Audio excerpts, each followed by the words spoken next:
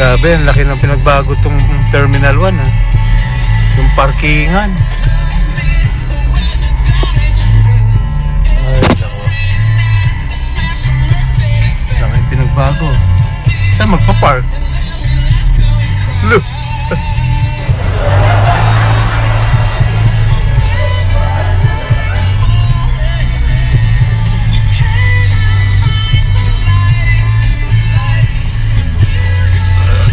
Saan dito mag-park?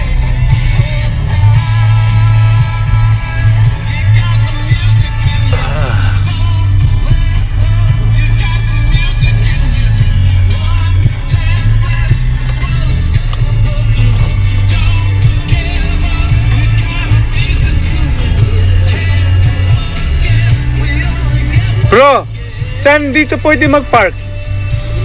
Ah, sa kabila ba? Paano ang ano niyan? Ikot, okay. Thank you. Okay. Ikot lang pala eh. Wala pa.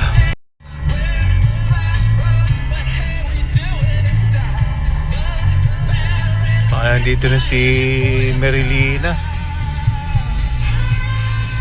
Ah, wala pa. Merilina. Alas 5 na eh. Wala pa rin. Ikot lang. 2,000 years later. Airport. Susunduin ng aking sister-in-law. Alas 5 daw eh. Usapan eh.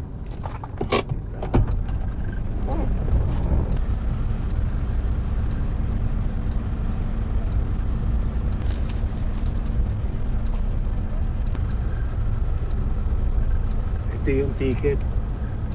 Ang parkingan dito na, wala na doon sa mismong pinaka front. Hello mga ka-spring shots, papagpalang hapon sa inyo. Exciting day today. Susunduin natin ang ating favorite sister-in-law sa Terminal 1. Todo outfit tayo ngayon. Akala mo tayo ang galing sa ibang bansa eh. Pero teka, bakit parang ibang airport na to? Nasaan na yung mga letters? Oh, Diyos mio. Letter R lang ang kailangan ko, hindi are you kidding me? Dito na nagsimula ang laro namin. Ikot dito, ikot doon. Nawala ang alphabetical letters. Pati yata voice ko nawawala na rin. Sabi ko sa sarili ko, hipag, nasaan ka na?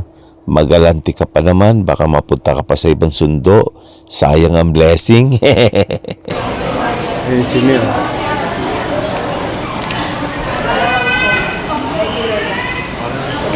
Ayun. Dumating na, naghihintay.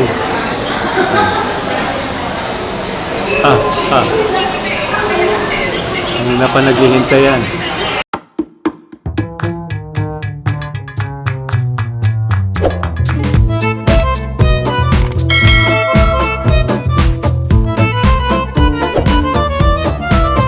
Nakita doon? Okay. Touchdown muna tayo sa kanyang kondo, mga ka-spring shots, para i-drop ang mga kayamanan niya.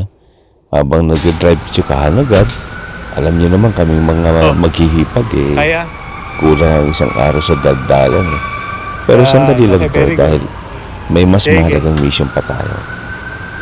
Dahil miss na nihipag ang mga bagets, diretso agad tayo sa Imos. Sundo sa mga anakis ko.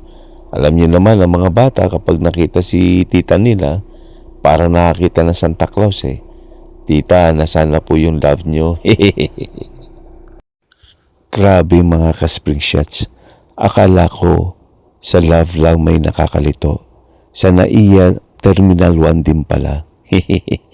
Nawala na yung mga alphabetical letters, kaya muntik na kaming mag-hide and seek ni sister-in-law. Mabuti na lang mga ka-spring shots, mabilis ang radar ko. Basta sa magalante at sweet na hipag. From airport to condo, then sugod sa Imos para sa mga bagets. Diretso Tagaytay para sa Bulalo date.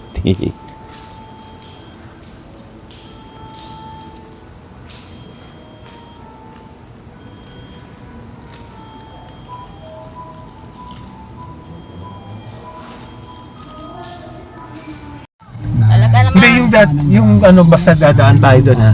Nami, okay? Hindi ko alam, ikaw kang ano dyan, talaga. Sige, sige. Ikaw ang driver eh. Okay. Sige. Kaya tayo dyan. Shout out sa ating sister-in-law. Sihatid ko pa siya sa Tagaytay. Tagaytay kami ngayon. Oh, yan.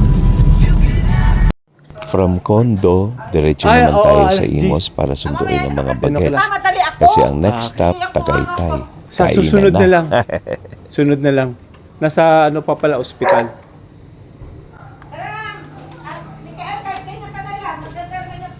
Oo. Sabi nila, mga ka-spring shots, malamig daw sa Tagaytay. Pero mas malamig siguro kung hindi ako nilibre ni Hipag. Buti na lang magalanti siya. Kaya feeling ko, ang init-init ng pagmamahalan natin ngayon. At ito na mga ka-spring shots, finally, kainan na sa Tagaytay, bulalo, tawilis, fried chicken, at iba pa. Grabe itong si Hipag, hindi lang maganda, napakagalanti pa. Next time, Terminal 2, 3 naman tayo para iba namang airport ang may ikutan natin.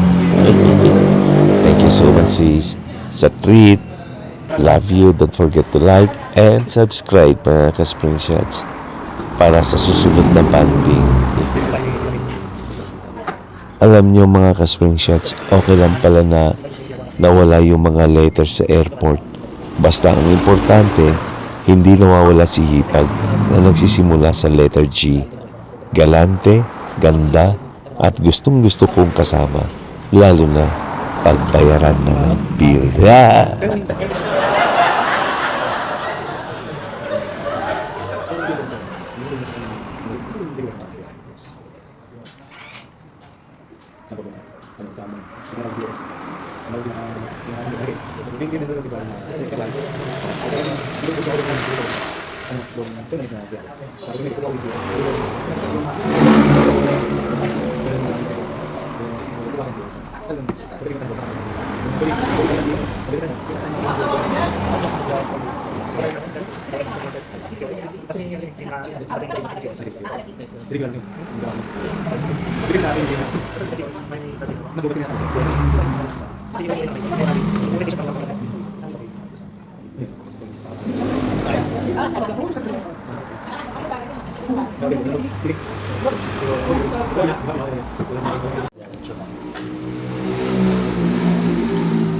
One way dito.